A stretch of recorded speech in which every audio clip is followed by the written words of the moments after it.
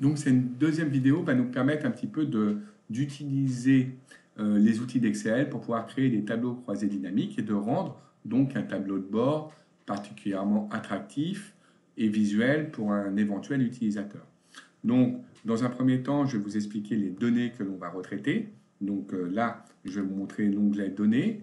Quel est notre objectif? En fait, on reçoit des appels qui sont codifiés avec des numéros d'appel à certaines dates.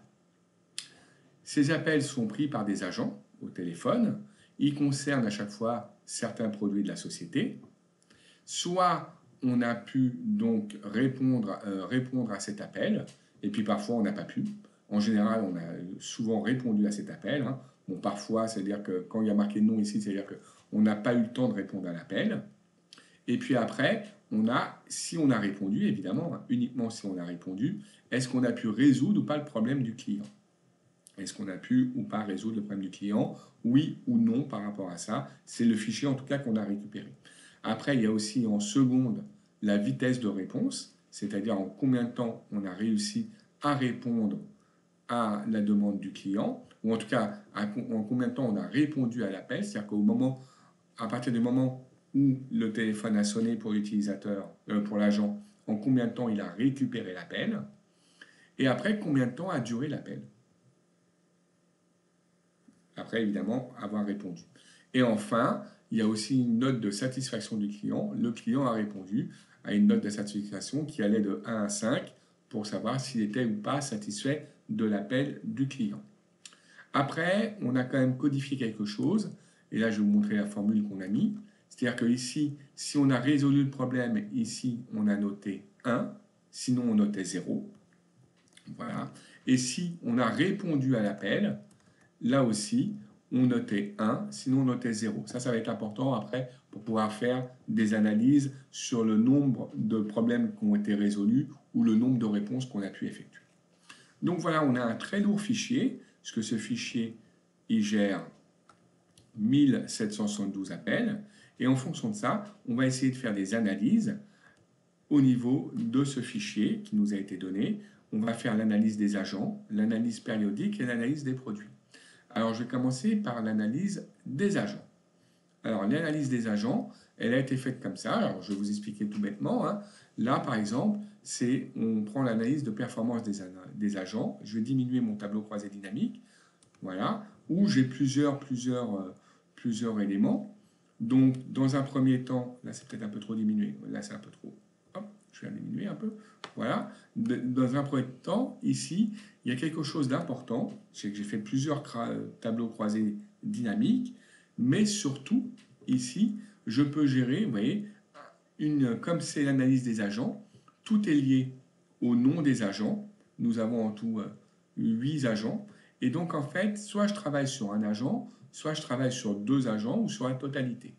Donc, ici, ça s'appelle un segment. On verra comment on le crée après. Mais je vais vous montrer quelque chose ici. Je vais enlever ça et là, vous voyez, tout mon tableau a évolué. Toutes mes analyses ont évolué. J'ai bien retrouvé ici mes 1772 appels. Je vous rappelle que c'était ça. En tout, je vous remontre, 1772 appels. Et par rapport à ça, eh bien, j'ai une analyse non plus sur un seul agent, mais sur l'ensemble de mes agents. Et donc, sur l'ensemble de mes agents, eh bien, ils sont tous là. Et l'analyse des différents graphiques qui est fait après est liée, toutes les analyses ici de tous les graphiques qui vous sont proposés, est liée en fait à ce segment. C'est-à-dire qu'en fait là je suis sur tous les agents. Mais si je veux en sélectionner un seul, je prends Dan par exemple, et je n'ai plus les analyses que pour Dan, uniquement pour Dan. Et tout a évolué. Tout a évolué et je n'ai que les analyses pour Dan. Vous voyez là c'est la moyenne de durée d'un appel de Dan, le temps moyen de réponse de Dan. Ici, je vais peut-être vous le mettre un peu plus grand. Voilà, c'est trop grand. Mais là, j'ai le nombre d'appels reçus par mois uniquement pour Dan. J'ai le nombre d'appels traités, le nombre d'appels non traités par Dan, le nombre d'appels total que Dan a reçu, son pourcentage d'appels qu'il a non traités et le taux de résolution des appels qu'a traité Dan. Et puis derrière, j'ai créé un autre graphique qui me permet de connaître en fait le temps le nombre d'appels qu'a réalisé Dan et le nombre d'appels qu'a résolu Dan. Voilà. Et puis enfin, ici, j'ai la moyenne de durée d'un appel de Dan et j'ai le temps de réponse moyen de Dan. Voilà. Mais si je voulais travailler sur plusieurs agents, il suffisait que dans mon segment ici, eh bien, je rajoute un autre agent. À part Dan, je peux prendre aussi Diane. Là, je n'ai que Diane. Mais si je veux en sélectionner plusieurs, eh bien, je vais ici dans sélection multiple. Et en plus de Dan, Diane, je prends Dan. Vous voyez, maintenant j'ai Dan et Diane. Et j'ai donc le nombre d'appels total de la sélection qui est faite ici. Si je prends Greg en plus, je rajoute Greg et j'ai Greg aussi. Voilà. Et donc, en fait, là, ça met toujours un peu plus de temps. Voilà, c'est arrivé. Et donc, conclusion, c'est très, très interactif, puisque ça me permet uniquement de bouger la sélection des segments, et ça fait évoluer l'ensemble de mes graphiques, mais aussi l'ensemble de mes calculs qui ont été réalisés ici. Voilà. Et je vais même vous montrer quelque chose. Ici, dans mon taux de résolution, j'ai créé ici la possibilité d'une mise en forme conditionnelle quand le taux est inférieur à 90. Je crois que c'est le cas. Je vais supprimer ma sélection complètement. Voilà. Et je vais juste prendre Diane. Non, Diane, c'est bon. Dan aussi.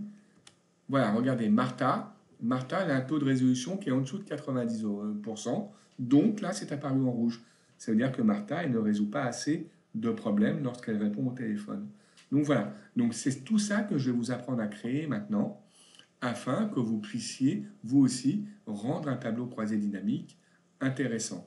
Et puis après, on travaillera sur l'analyse périodique où c'est un peu la même chose, sauf qu'au lieu de raisonner par salarié, j'ai une échelle de temps ici et que en fonction de cette échelle de temps, plus je sélectionne de mois, et plus ça fait évoluer mon échelle de temps. Et ça aussi, je vais vous apprendre à le faire. Voilà, donc ça c'était l'objectif, ça va être de vous montrer un petit peu comment on va pouvoir utiliser les tableaux croisés dynamiques et les graphiques évidemment croisés dynamiques afin de rendre véritablement votre tableau de bord, oui c'est ça, le plus attrayant possible. Voilà, voilà. Donc on fera le début des traitements dans une troisième vidéo. À tout de suite.